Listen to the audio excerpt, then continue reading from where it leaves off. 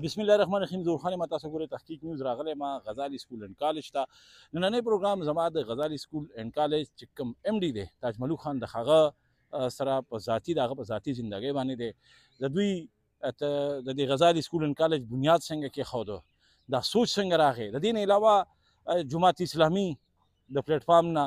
دوی د سیاسي کوم چې شخصیت دی هغه د دې نه علاوه الخدمت فاونډیشن د درې ورته وخت ورکول دا څومره ګران دي. غزالی سکول اینډ کالج چې دا کوم مقام اوس په دې وخت کې دی په کاټلنګ کې ډېر ښکلی مقام دی،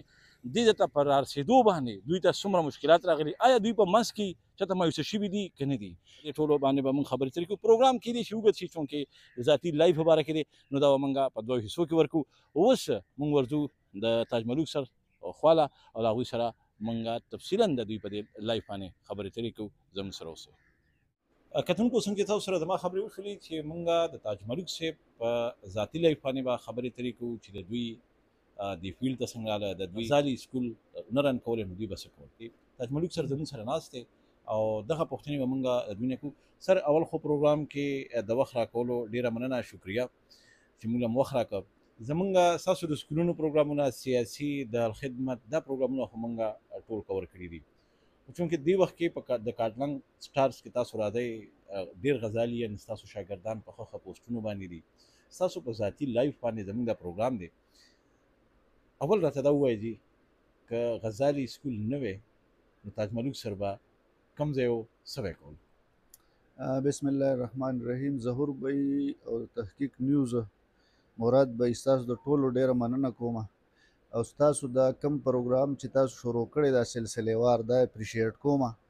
ځکه چې کاټلنګ کې ما خو دونه کارنامه نه ده کړې، خو داسې خلک شته چې ډېر لوی لوی غټ غټ کارونه یې کړي دي، لګیا دي مسلسل کار کوي.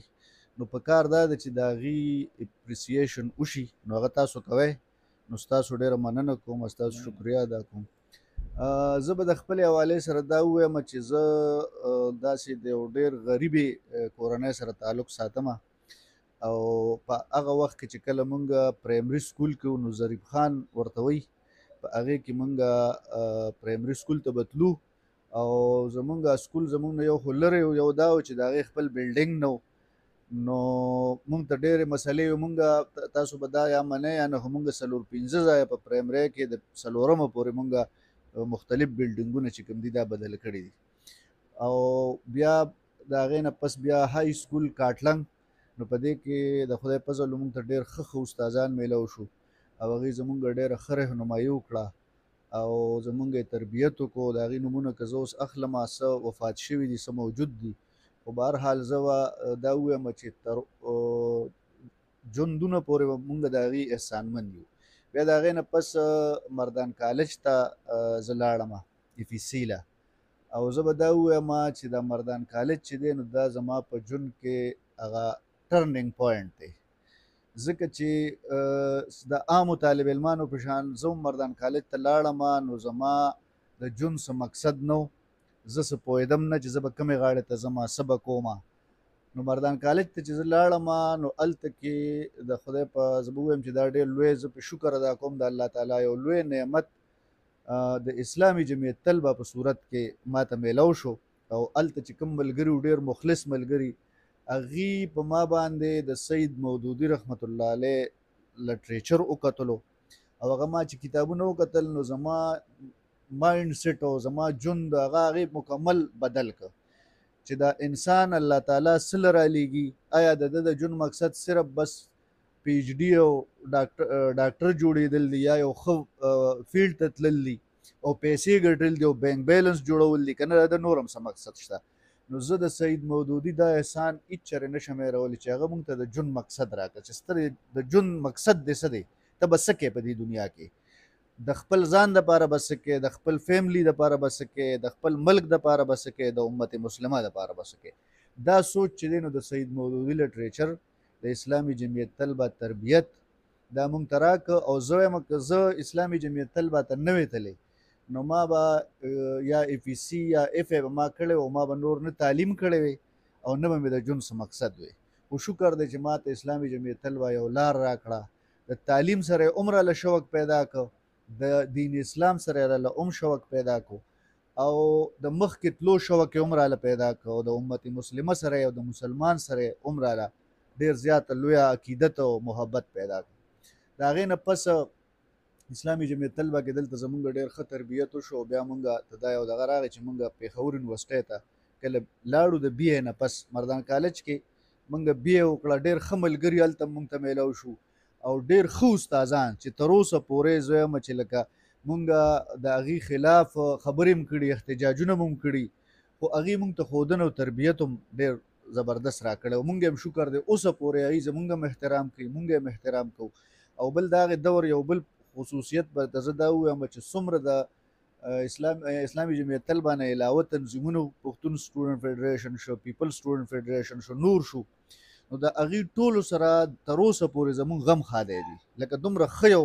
ماحول مونږ هلته کریټ کړی د یو بل سره د ورونو په شان، د یو بل د موقف په مو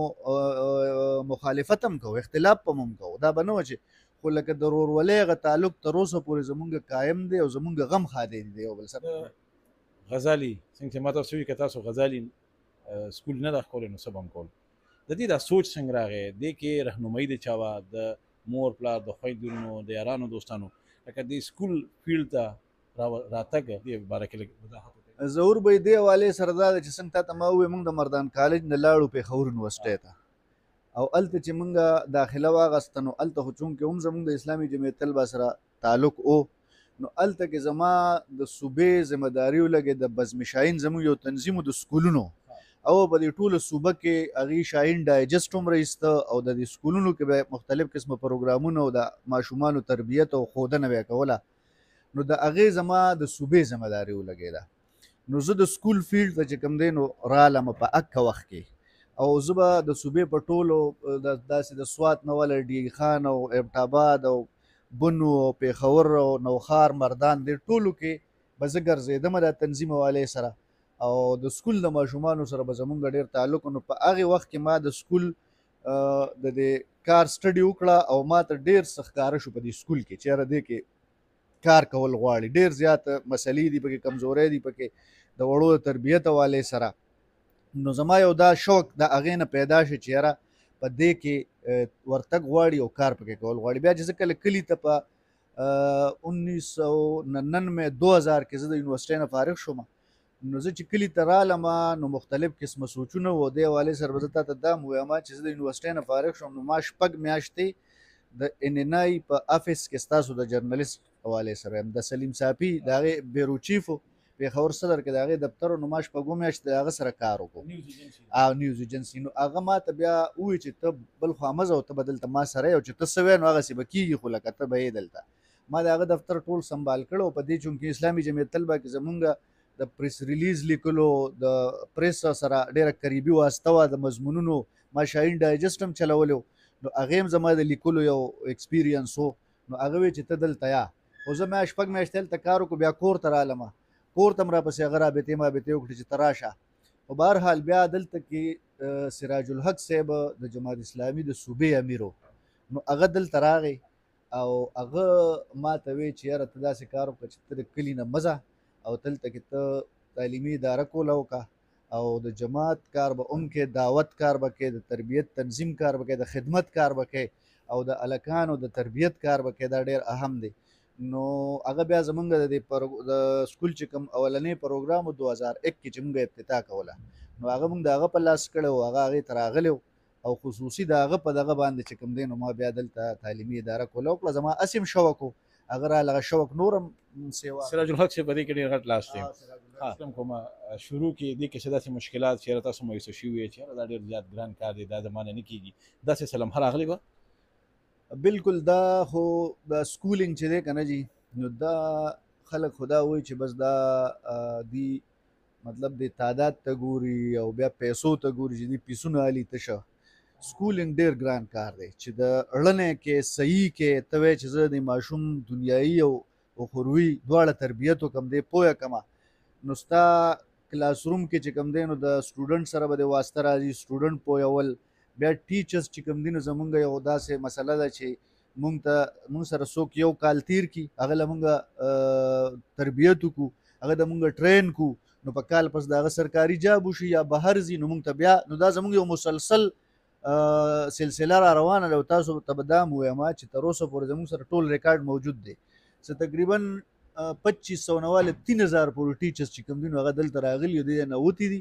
یا سرکاري جاب ته تللی دي یا بهر تللی دي خو ټرین کړي مونږ دي نو ستا د ټیچرز چې ته ټرین کې دا ځان له یو ډېر ګران کار دی بیا ستا د پیرنټ سره واسطه راځي هر قسمه خلک پکې دی پویا ناپویا او مطلب دا دی چې مختلف قسمه فیملی بیک ګراوند والا نو دا ټول خلک چې بیا انتظامیه مونږ ته یو ډېر د سر جوړ کړي انتظامیه ډیل کول بیا پیساره او محکمه تعلیم ډیل کول دا ټول چې ته په یو ځای باندې ډیل کې کنه او په صحیح طریقې ډیل کې او د دې هر یو سړی مطمئن کې نو دا ډېر ګران کار دی کله نه کله پکې مونږ ډېر مایوسه ځکه شو چې مونږ دا سیزه پرسنلی ذکر ته ووایم نو زه چې په 2001 کې یا 2000 کې فارغ شوم په هغه وخت کې د جابز دا اوس چې کوم څونه ده دونه مسله نه وه جابز هم په اسانه میلاویدی شو بزنس هم په اسانه کېدی شو هر یو سیز په اسانه کې لکه اوس دا چې مسله دا نه وه خو ما دا اراده کړې وه چې زه به سرکاري جاب نه کوم زه به د بل چا جاب نه کوم زه به خپل سیس کوم نو د هغې په بنیاد که زه دا ووایم نو په هغه وخت کې که چېرته مونږ دونه کړاو په یو بله دغه کې کړی وی دومره محنت دومره مطلب ستړی نو د دې په یو په څلور به زمونږ پیسې سیوا به مونږ ګټلې خو دا مونږ په مشنري جذبه کړی دی په مشنري جذبه نو که مونږ مایوس هم شو یو دغه نه خو مونږ سوچ وکړو چې یاره دا کار خو مونږ د پیسو دپاره نه دی کړی بلکې په مشنري جذبه مو کړی چې تحصیلي کاټلنګ کې مونږ داسې خلک تیار کړو چې یاره هغه سبا خپلې محکمې ته لاړ شي او هلته هغه نمایه ښکاري په دیانت کې هم نمایه ښکاري په پرفارمنس کې هم نمایه ښکاري په پوهه کې هم نمایه ښکاري او هغه په دې ټولو خلکو کې یو سټنډرډ جوړ کړي نو د دې لپاره مونږ کړی دی نو مونږ په دې کار کې کامیاب یو مونږ لګیا یو هغه خپل کار مونږ که هر څونه مایوسي راشي هر څونه مطلب مشکلات د هر سایډ نه راشي نو مونږ د دغه مشنري جذبې په وجه باندې مایوسه کیږو نه او لګیا یو خپل کار کوو تاج ملک صاحب د میډل کلاس کورنۍ لاړه تاسو څنګه چې خبره وکړله زمیندار هم کړې ده بالکل مې کړې ده زمیندار هم کړې ده او په وړوکوالي باندې چې کوم کارونه د زمیندار کور سره تعلق ساتي نو هم ټول کړي ګیاګانې مو رودي شوتلونه مو رودي میخې مو سره ولي او ګوډونه مو کړي دي لو مو کړی دی